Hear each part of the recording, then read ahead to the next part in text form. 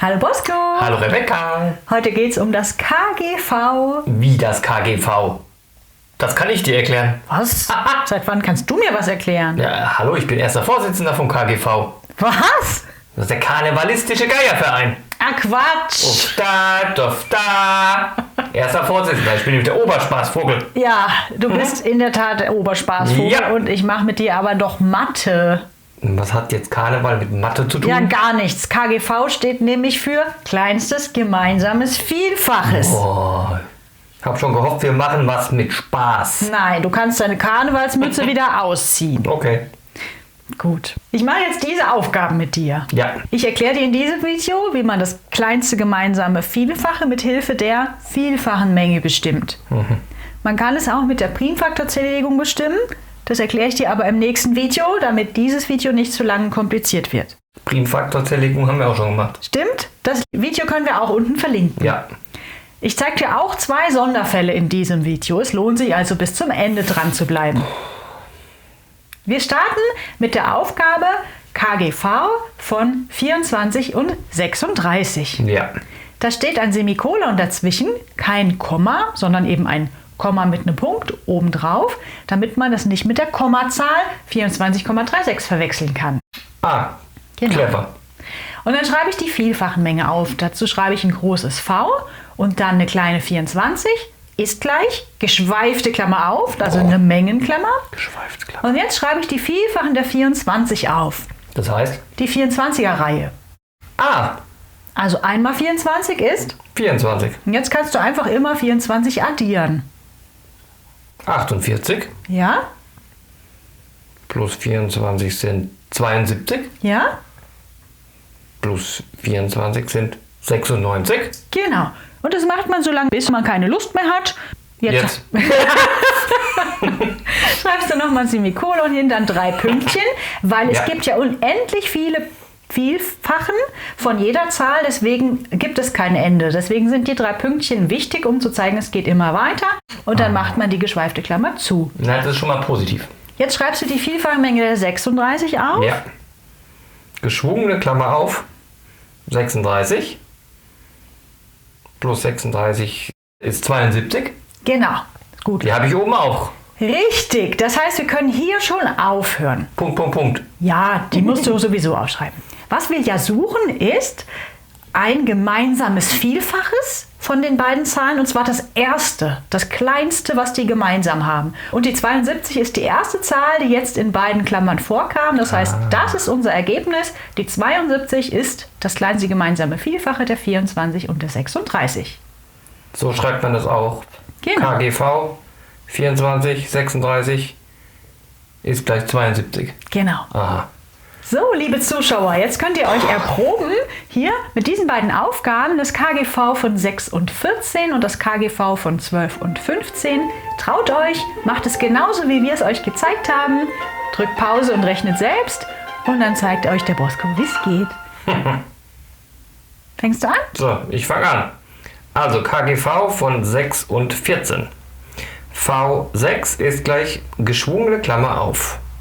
Dann schreibe ich die 6er-Reihe auf. 6, 12, 18, 24, 30. Das sollte reichen. Semikolon, Punkt, Klammer zu. Okay. Gut. Dann V14 ist gleich Klammer auf 14. 28. Also immer 14 addieren, genau. Ja, ich muss Kopf rechnen. 42. Ja, die haben ja gar keinen. Oben ist 30 und unten bin ich schon bei 42. Haben die keinen gemeinsamen KGV? Das gibt's nicht, Bosco. Gar nicht? Es kommt niemals vor, Niemals! dass 2 Zahlen kein KGV haben. Ui. Wenn jetzt noch kein gemeinsames Vielfaches in den Klammern steht, dann bedeutet das, du bist noch nicht weit genug gegangen. Ah, bei der 6. Ja, du musst dann einfach noch mehr Einträge machen, so lange bis ein Eintrag bei beiden Klammern vorkommt. Also muss ich bei der 6 weitermachen. Ja. 30 plus 6 sind 36. Plus 6 sind 42, da ist sie. Aha, Ah, okay. Also muss ich da bis zur 42 gehen. genau. Also ist KGV von der 6 und von der 14 ist gleich 42. Ja. Gut. Also Habt merkt ihr auch ihr, raus, gell? es gibt immer ein kleinstes gemeinsames Immer. Vielfaches. Und es kann sein, dass du zu früh aufgehört hast, wenn du die Ja. Vielfachen aufgeschrieben Na gut. hast. Lass mich nochmal probieren bei der 12 und bei der 15. Okay. V 12 ist gleich, Klammer auf. 12, 24. 36, 48, 60. 72. So, dann mache ich Punkt, Punkt, Punkt, Klammer zu. Sollte reichen. Okay. Ich habe da so eine Ahnung. So, V15 ist gleich, Klammer auf, 15, 30, 45, 60. Da ist sie. Da ist sie. Punkt, Punkt, Punkt, Klammer zu. Also haben wir KGV von 12 und 15 die 60. Richtig. Gut. Weil es das erste und damit kleinste Vielfache ist, was die beiden Zahlen gemeinsam haben. Ja, okay, das ist einfach. Jetzt zeige ich dir den ersten Sonderfall. Schieß los. KGV von 9 und 27. Ja. Das, was hier besonders ist, ist, dass die 9 ein Teiler der 27 ist. Oder anders ausgedrückt, die 27 ist ja schon ein Vielfaches von der 9. Weil die 27 ist in der 9er-Reihe drin. 27 durch 9 ist 3. Ja, und somit brauchst du gar nichts rechnen. Du kannst einfach aufschreiben, das KGV von 9 und 27 ist 27. Ha! Weil Okay. die 27 ist ein Vielfaches von sich selbst und sie Ja. ist halt auch Vielfaches von der 9, weil sie in der 9er-Reihe Ja, drin okay, steckt. verstehe. Mhm. Probiert du es mal, beziehungsweise unsere Zuschauer, probiert Ja. ihr es gerne mal für das KGV von 3 und 60. Von der 3 und von der 60. Ach so. Ich kann ja quasi 60 durch 3 rechnen. Das sind 20. Und daher weiß ich, dass die 3 oder dass die 60 in der 3er-Reihe ist. Kann man das so sagen? Ja, oder auch, dass die 3 eben die 60 teilt oder dass die 60 teilbar ist durch 3. Okay, auf jeden Fall ist dann der KGV die 60. Genau. Gut.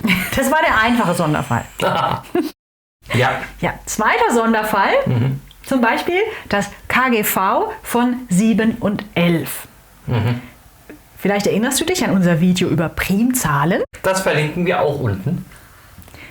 7 und 11 sind beides Primzahlen. Ja. Sie sind teilerfremd. Die 7 hat nämlich nur die 1 und sich selbst, also 1 und 7 als Teiler. Ja. Und die 11 hat nur die 1 und die 11 als Teiler. Ja. Und wenn man das KGV von zwei Zahlen bestimmen soll, die teilerfremd sind, dann funktioniert es so, dass man die beiden Zahlen einfach multipliziert. Du rechnest also 7 mal 11 sind 77 und das ist dann das KGV. Aber dann kann man diesen ganzen Umweg mit den Klammern und mit den 7er-Reihen, 11er-Reihen umgehen. Ja, das geht schneller, aber Ja. halt nur, wenn die beiden Zahlen teilerfremd sind. Wenn sie teilerfremd sind. Okay. Machen wir dazu noch ein Beispiel. Ja. KGV von 4 und 13. Die 13 ist ja wieder eine Primzahl, hat Ja. also nur die 1 und die 13 als Teiler. Die 4 hat als Teiler die 1, die 2 und die 4. Die 1 hat sie natürlich gemeinsam mit der 13, aber das gilt dann trotzdem als teilerfremd. Aber nicht die 2 und die 4. Genau, weil die 1 haben ja alle Zahlen gemeinsam. Das heißt, die sind wieder teilerfremd, also wie berechnest du das KGV? 4 mal 13 Ja, sind 52. korrekt. Ah, Sehr ja. schön. Okay. Das heißt, wenn ich eine Aufgabe sehe, schaue ich erst, ob die teilerfremd sind oder ob die teilbar sind. Ob das eine ein Teiler vom anderen ist, Ja. Und wenn nicht, dann mache ich das mit den Klammern. könntest du machen. Ja. Oder du machst es mit der Primfaktorzerlegung. Den Weg möchte ich dir ja jetzt auch noch erklären im nächsten Video. Na, dann holt euch mal ein Getränk und schaut das nächste Video. Ja, Bis gleich. gut.